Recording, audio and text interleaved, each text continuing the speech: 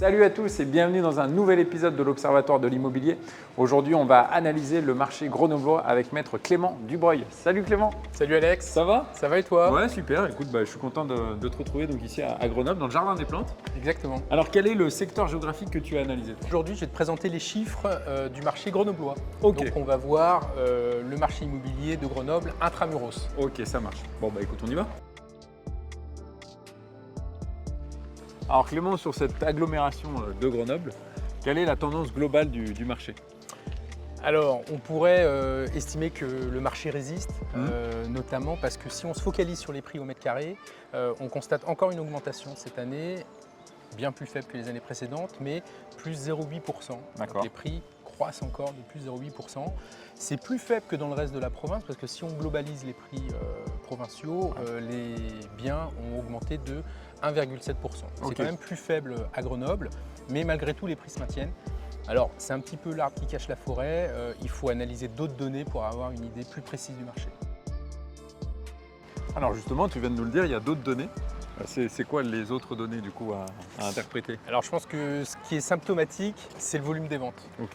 L'année dernière, on avait relevé qu'on avait 20% de ventes en plus. Cette année, on a 21% de ventes en moins sur Grenoble. À quoi c'est dû ça, cette baisse des volumes de vente?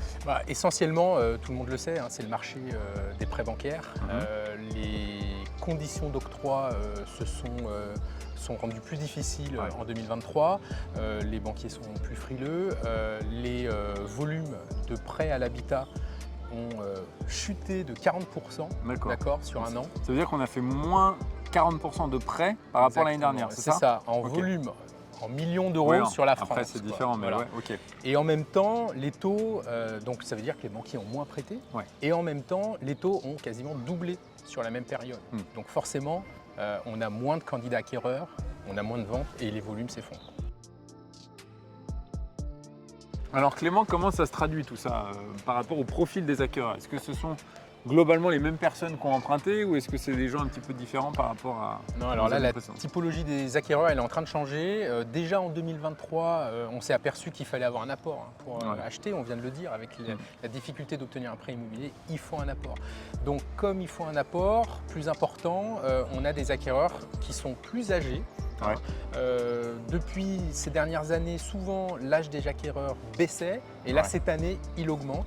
L'âge médian est de 41 ans désormais. Donc il y a une vraie modification à ce titre-là. Du coup, est-ce que les primo-accédants ont encore eu leur place sur le marché?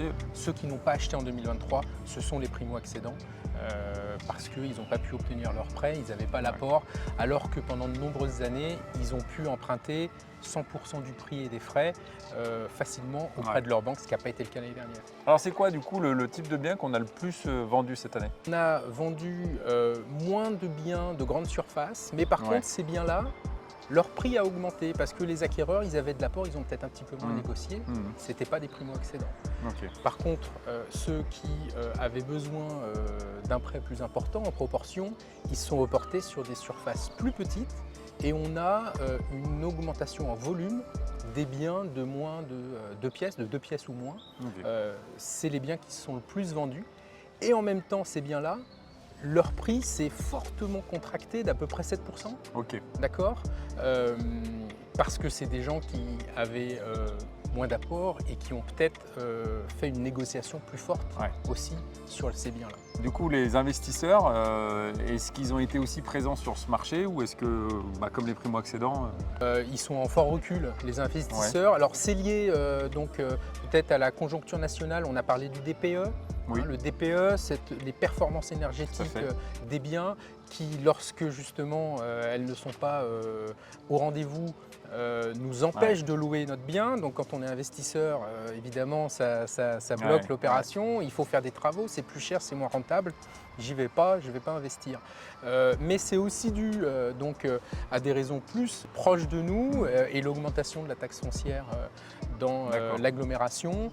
Un petit calcul rapide nous permet de dire qu'on a perdu, lorsqu'on est bailleur et qu'on loue son bien, on a perdu 15 jours de loyer avec l'augmentation de cette taxe foncière en 2023. C'est pas négligeable, donc ça peut faire fuir des nouveaux investisseurs. Bon Clément, ça serait quoi le dernier conseil que tu pourrais me donner toi? Eh bien, à mon avis, il faut retourner voir son banquier.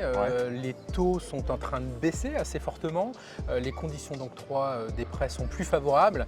Donc, je pense que des acquéreurs qui avaient eu des refus de prêt, qui pensaient qu'ils ne pouvaient plus accéder à l'acquisition immobilière, sont à nouveau finançables.